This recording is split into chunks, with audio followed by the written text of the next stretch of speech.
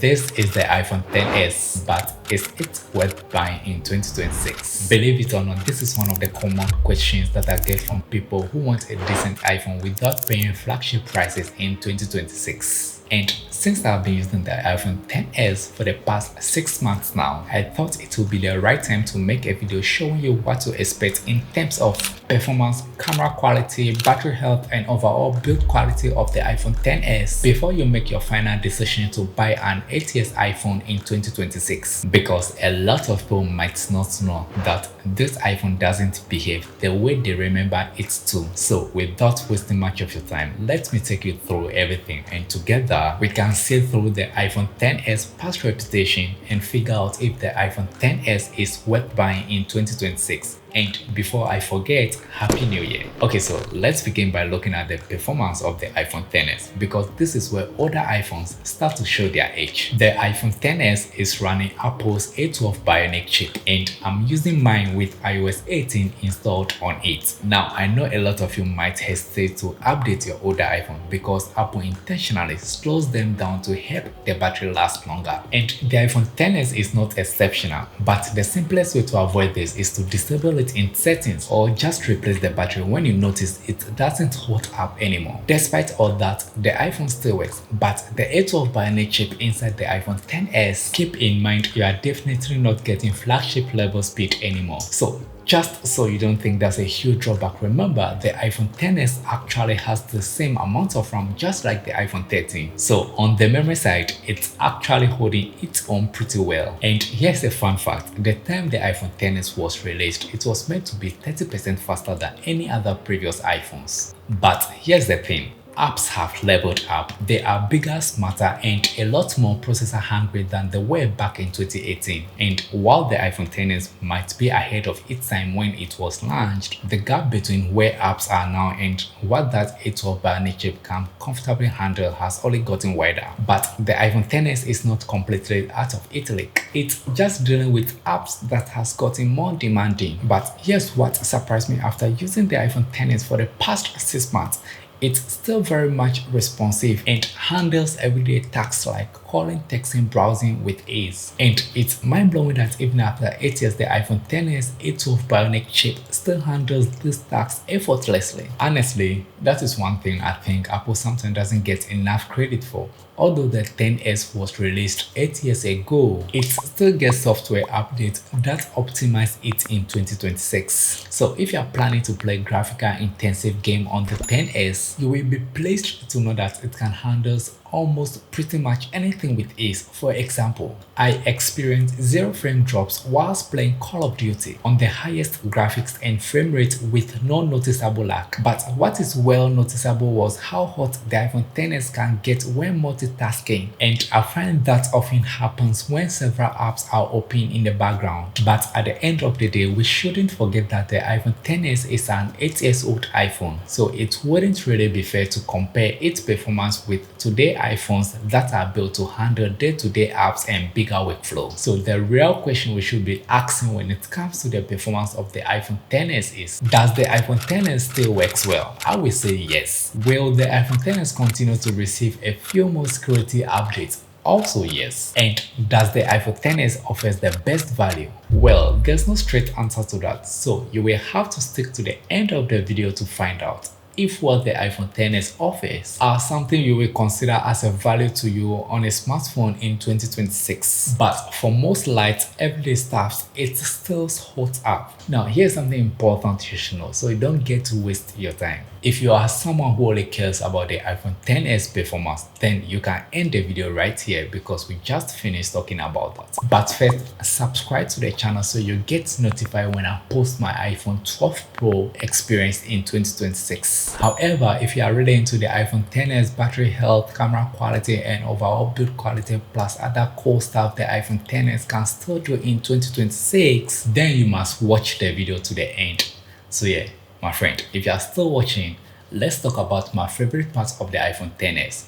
The design. The iPhone XS is the last iPhone with rounded edges and has the perfect size that fits in your pocket. It's actually more like a one-handed iPhone and feels and fits very nicely in your hand than any iPhone I have ever used. because it's not too big or too small. And even after all these years, the iPhone XS doesn't look outdated in my opinion. It has a Gorilla Glass on both sides with a stainless steel frame, which makes it more durable considering it's been an 8 years iPhone. And as a matter of fact, I did drop mine several times. Well, some were on a carpet and others were outside. So with all that in mind, it doesn't surprise that the iPhone XS comes with IP68 rating for water and dust resistance. So yeah, it's used to handle rain splashes just fine and could even survive being submerged in water up to 2 meters of depth for 30 minutes. But remember, I said used to, because as these iPhones get older, their water and dust resistance settings definitely isn't what it once was. So I wouldn't really recommend putting the iPhone XS in water on purpose. And let's just say I had to learn that the hard way. So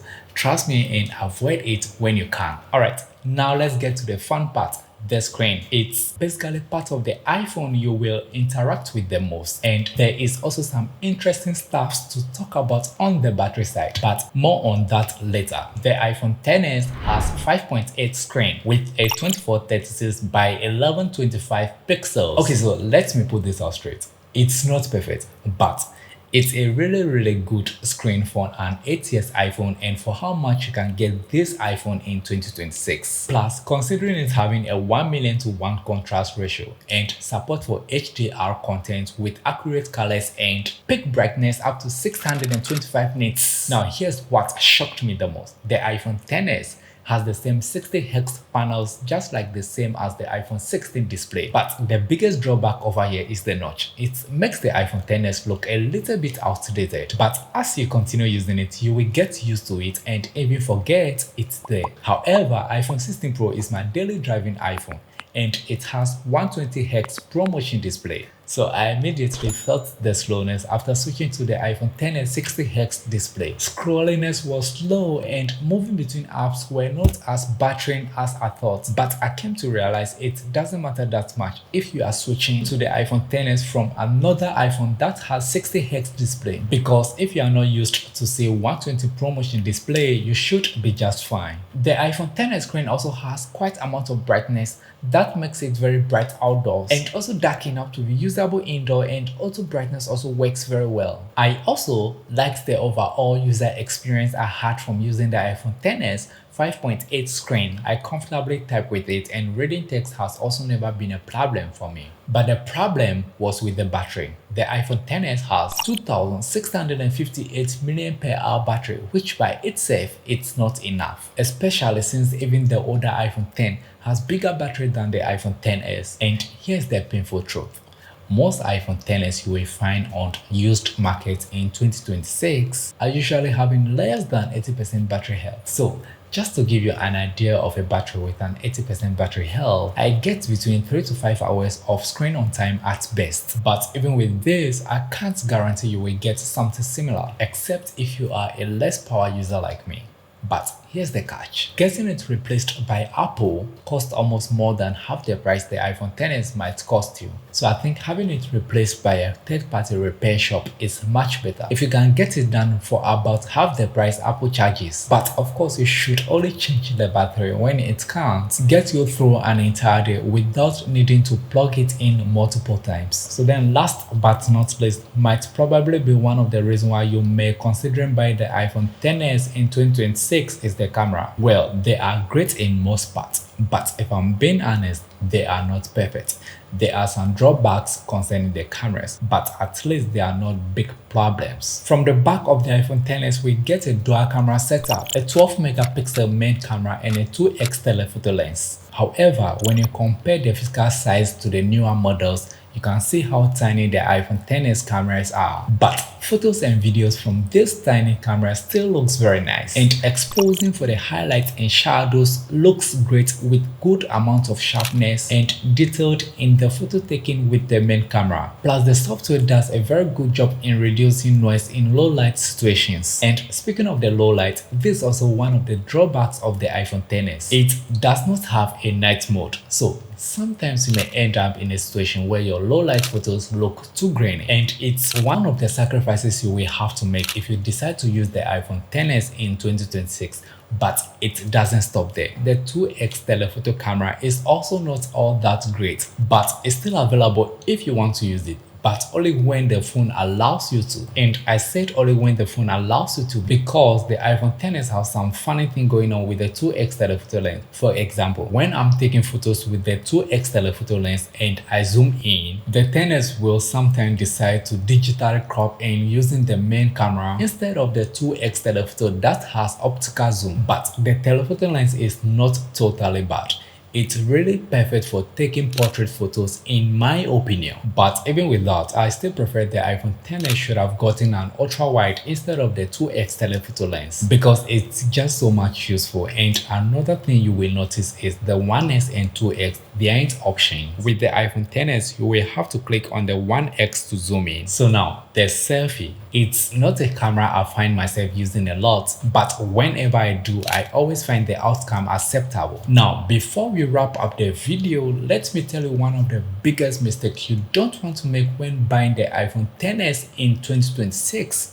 And it's about the storage. The iPhone XS that I'm using is the 64GB model, and in 2026 this is the exact version you should not buy. I barely have anything on this iPhone, yet it's somehow maxed out. I still don't know why Apple decided to include this model, especially after skipping the 128GB for the XS. The 64GB version might have been totally fine in 2018, but in 2026 it doesn't stand a chance. So with all the points that I've made, should you still buy the iPhone XS in 2026? Well, I have been using this iPhone for a long time, and from what I have noticed, I will say don't buy the iPhone XS or even the XS Max in 2026. Yes, the 64GB iPhone XS can be found for under $160 on eBay, which doesn't sound too bad, right? But the problem is the battery life. Even if the battery health is good, it's still not going to be great. That's why I think iPhone XR might be a better option, since its battery life is noticeably better than the iPhone XS, and it usually costs about the same as the best iPhone XS, or sometimes even lesser. With that being said, I will recommend going for something like the iPhone 11 Pro or even newer option like the iPhone 13 Pro if you can. But if you want a clear yes or no answer, then yes, the iPhone XS is still worth buying in 2026, as long as you are okay with a mediocre battery. I will be doing a real-time comparison between the iPhone XR and the iPhone XS, so make sure you subscribe to the channel so you don't miss out when that video drops. And that's all for this video.